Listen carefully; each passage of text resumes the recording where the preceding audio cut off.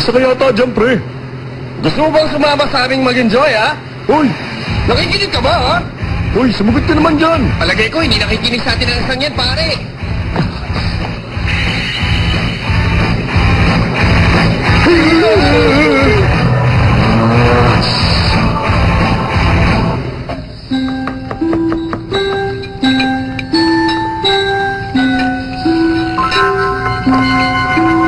Hindi na babalik ang gwapong lalaking yun. Mas magiging madali ng lahat. Dahil yung maingay na lalaki Pagkain! ay wala na dito para guluhin ako. Suna ko! Suna ko, nakikinig ka ba? Oh, Baka hindi mo napapansin, sobra ka ng isang plato. Ay, nako. Saan na naman kayang lugar siya nagpunta? Hindi naman kaya may nangyari sa kanya? Ikaw, Suna ko, may nalalaman ka ba? ako... Ang sabi mo, ayaw mo rin naman ako makasama, hindi ba? Hoy! Suna ko! Wala akong alam! Wala akong alam sa totoo lang! Nagsasabi ako ng totoo! Maniwala kayo sa sinasabi ko! Wala akong alam tungkol sa kanya! Sinabi na wala akong alam tungkol sa kanya! Nood tayong TV! Sige, buksan mo. Masarap kumain habang nanonood ng TV, eh.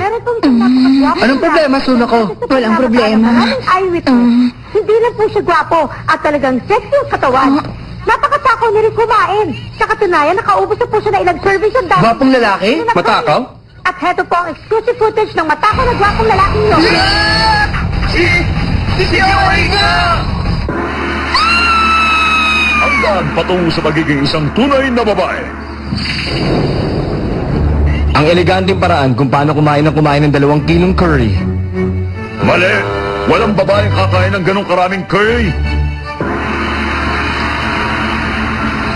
Kanina pa siya nagpapalipat-lipat ng restaurant at gumagawa ng bagong record sa kasibaan. Pwede po ba kayo tumingin sa camera natin? Naku, mukhang hindi na gusto magpa-interview sa amin. Naman, patuloy pa rin namin susundan ang gwapong lalaking ito.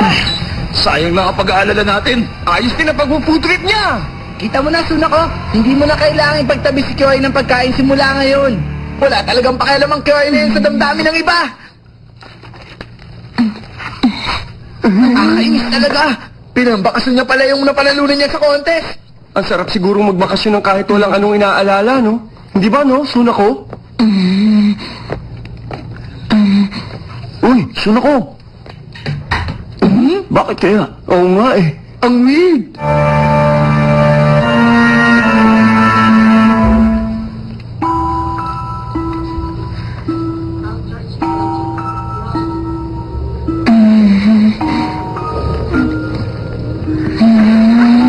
Alam ba kayo, hindi lahat ng tao maswerteng pinapanganak na magandang itsura, okay? Tama ka nga, honey. Ayokong mapalapit sa isang gwapong nilalang na katulad mo! May mga nasabi ka masakit, hindi ba? Josephine. Sa tingin ko, wala ka namang kasalanan, Suna ko. Ang gwapong lalaking yun ang dapat sisihin sa pagiging kaakit-akit niya. Pero Hiroshi... Dahilan na ba yun para magsalita ng walang pag-iingat? Pero alam mo kasi... Pero matagal na rin naman yung sinasabing ayaw niya sa mga magagandang nilalang, hindi ba?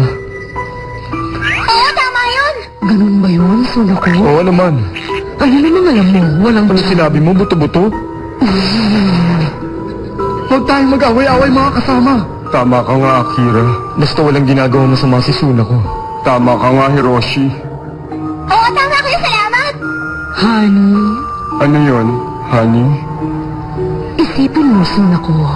Itinakwil na nga siya ng mga magulang niya, tapos ganun pa ang ginawa mo. Anong problema?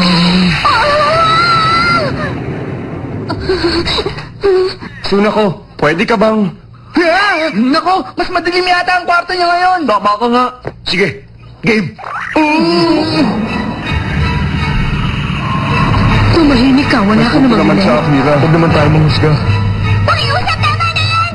Ano? Parang may narinig ako. Wala yun, Yuki. Nag-hallucinate lang tayo. Suna ko, may nangyari ba sa inyong dalawa ni Kyohei? Alam niyo, Sumagot ka nga. wala ka sa akin! Wala naman talaga akong ginawa sa kanya! Naku! Hiroshi! Pasensya ka na, hindi ko talaga sinasadya! Sige na, umamin ka na.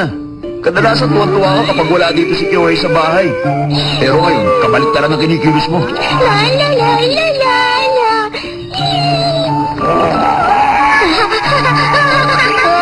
Ako, nakakatakot talaga! Makinig ka ng mabuti. Lumalabas sa isa palang delinkwento ang gwapo masibang lalaki kanina. Ano daw yun? Tayo na mga bata. Masusunod mo! Bossing! Masusunod mo! Bossing! Teka, si Kyohei ba yan? Mukhang nag-aamok na yata siya! Gumagawa yata ng community service ang lahat ng mga delinkwente. Ano daw? Inutusan kasi kami ni Bossing Kyohei. Ang sabi niya, alagaan daw namin ang kalikasan. Turo ba, Bossing? Teka, nasa na ba siya? Tumakas siya nung makita niyang may mga kamera. Si Kyohei Takano, isang napakagwapong delinkwente mga kaibigan. Sana kontakin na kami sa istasyon pagka-uwi na sa bahay. Naku, malabo yan. Sabi niya, wala na rin siyang bahay na uuwi yan.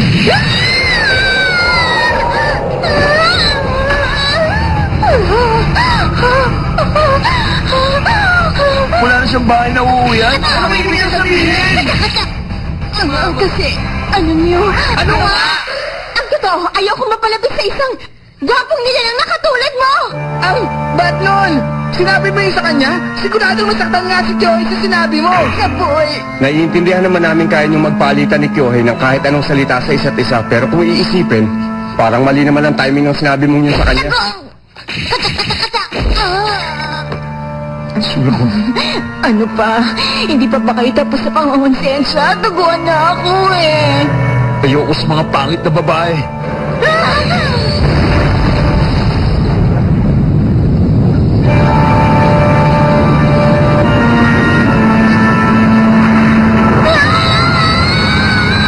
Ano ba ginawa mo sa dalaga? Yun ang sinabi niya sa'yo, hindi ba, Suna ko? Sinabi mo yung pinagbabawal ng mga salita? Salamat. Para kay Kyohei, ang ayoko mapalapit sa'yo ay pinagbabawal ng mga salita din. Alam mo naman ang mga paghihirap na pinagdaanan niya dahil sa itsura niya, hindi ba, Suna ko? At kahit na ano pang isipin mo, may tiwala sa sa'yo. Kaya nagtatapos sa sa'yo, alam mo ba? May tiwala.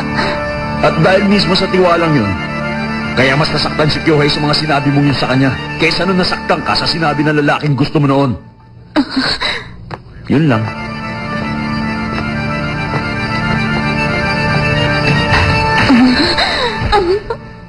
Pero... Lumabas ka na ang gwapong lalaki! Sige na naman, pahiram na ako ng Jason X DVD mo. Ang dilim naman dito, hindi ko tuloy mahanap yung DVD eh. Lumabas ka na! Hindi na ako babalik dyan, luka-luka. Kala mo dyan? Wow! Shrimp tempura! Wow! Ang sarap talaga ng luto mo rito, Suna ko! Ay! Niluto ko na para sa amin! favorite mo talaga yan, no, Kyohei? Dahil pag natikman mo na ang shrimp tempura ni Suna ko, ayaw mo na ng mga luto sa labas. Ang sabi mo, ayaw mo na rin naman ako makasama, hindi ba? Pero... ano bang dapat kong gawin ngayon? At meron pa bang paraan para mabawasan ang kagupuhan ng gwapong lalaking yun? Posible bang mangyari yun? Kaya lang...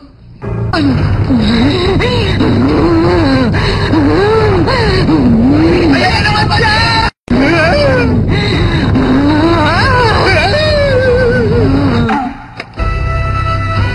Anong problema? Munting kuting?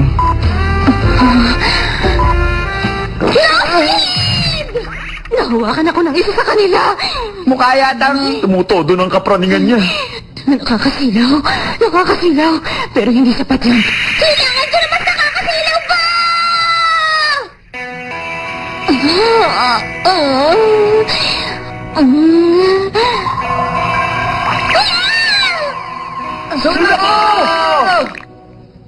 Nakakasilaw siya.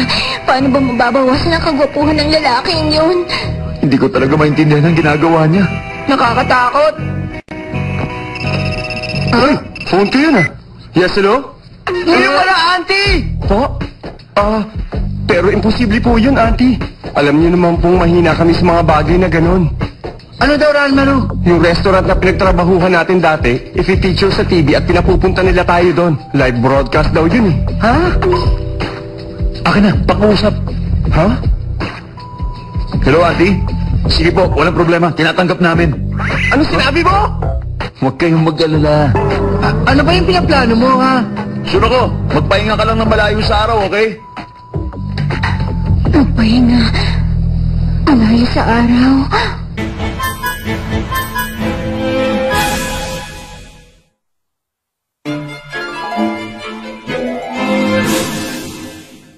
Daan patungo sa pagiging isang tunay na babae. Kapag may appearance ka sa TV, Anong damit ang dapat na isuot? siyempre dapat makinang para mapansin ka. Mali. Pero gusto ko rin mapansin. Kapag makinang ang suot mo, magre-reflect yan sa ilaw. At nagkukos naman ng flickering ang maliliit na stripes. Nakakairita yun sa mga manonood.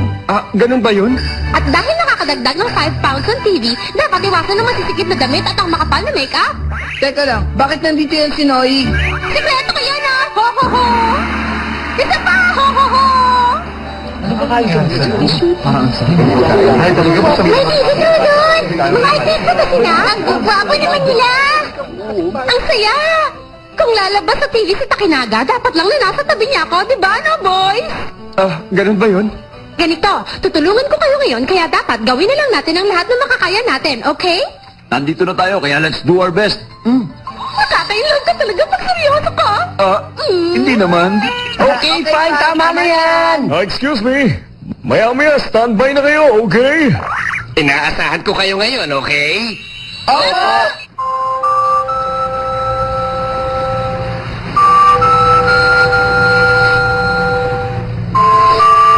Binata, salamat sa tulong mo sa paglilinis, ha? Pumasok ka muna para magtsaa. Ah, sige, salamat po.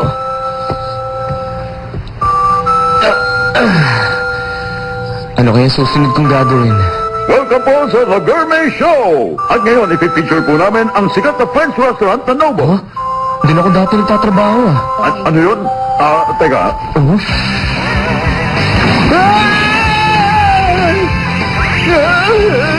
Aba, mga guwapo't maganda pa ng staff dito ah. Pero, ang restaurant syempre ay tungkol sa pagkain.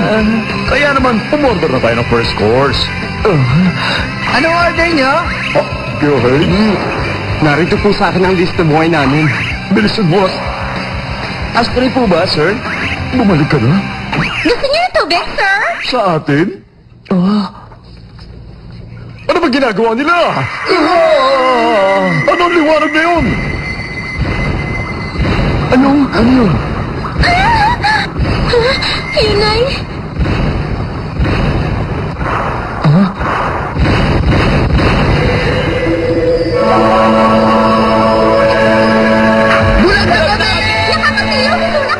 Ano ba ito? Isa ba itong entertainment restaurant? Nako, hindi po! Hindi nila filming! Teka, huwag pala. Live nga pala tayo ngayon. Cameraman, tumahimik ka! Ang ingay mo! Gwapong lalaki. Bumalik ka na, pakiusap. Bumalik ka na. Para sa mga shrimp tempurang ka!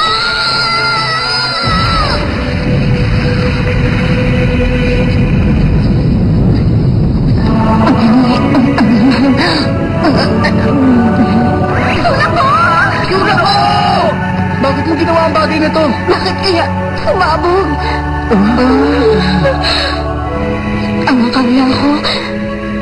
Ang akala ko, kung magiging maliwanag ako, hindi ko sila makikita.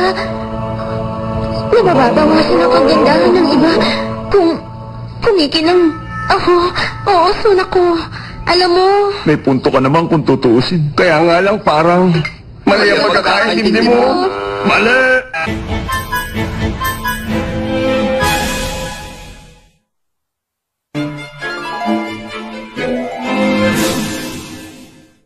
At sino naman kayo mga tol? Tapos ganyang pasuot nyo? trademark namin ang suit namin, no?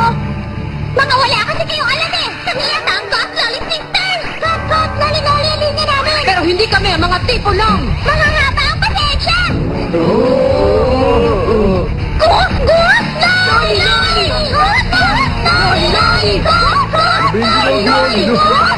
Si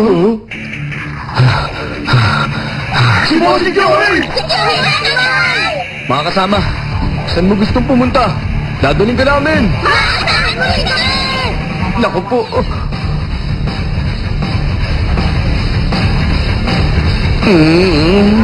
kang mag-alala, Kyohei! Matuloy yata kami magpatakbo! Kasama lang din namin! Okay! Matuloy yata kami magpatakbo!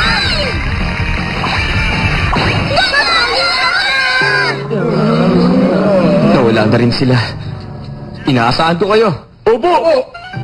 Ang tawag sa pagkain ito ay ang mga luha ni Sunako. Hindi man sulit tempura lang yan. Ito dapat French cuisine. Kasama mo lang broadcast ko. Huwag mong kalimutang bumisita sa Noble Restaurant, okay? Ang gwapo-gwapo naman niya! Bibisita ulit ako dito! Huwag kayong basta bumisita! Kumain din kayo! Pakiusap masarap ang pagkain namin! See you next week! Palpakasyaw ka! Ano na naman ba yan? Yung mga kapatid ko yun! Sige, wey!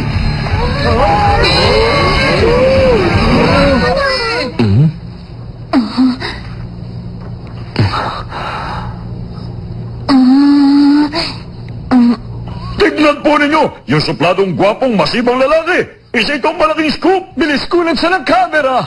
Ngayon na direct!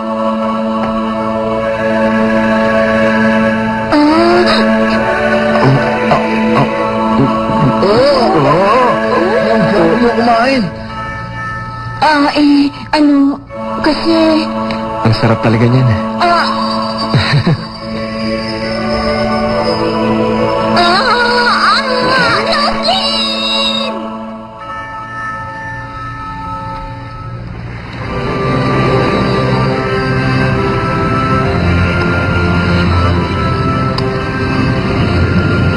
Kagaya ng inaasahan, isang napakagandang jet plane at napakahaba.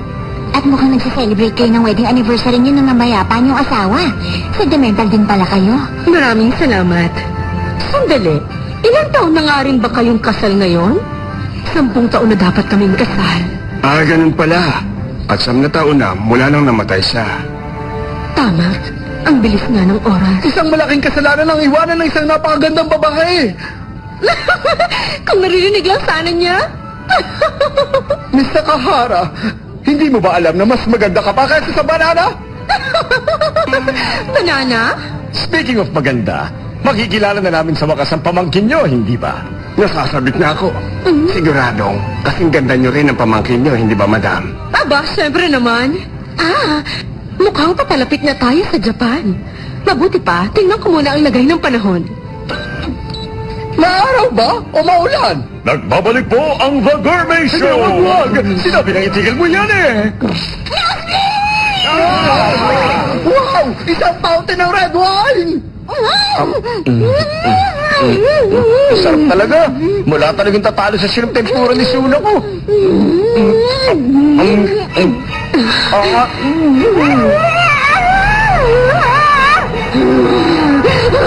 Anong kalokohan to?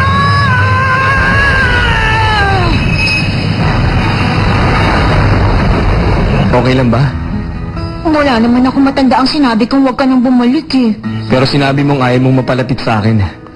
At sinabi mo rin maghahanda ka mamaya. Wala akong sinabing ganyan! Gusto ko ng beef steak, tsaka sashimi, Wala sa bakit ko yan! tsaka katsudon, tsaka malaking alimango. Mati na sila! Hindi nga lang halata! Basta ipagluto mo ko.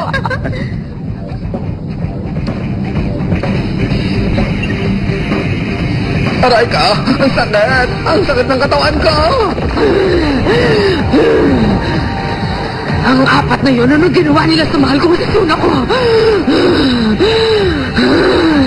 Ang kapal ng mukha nila!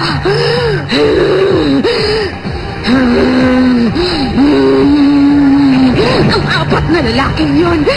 Nakikita nila kung anong kaya kong gawin sa kanila!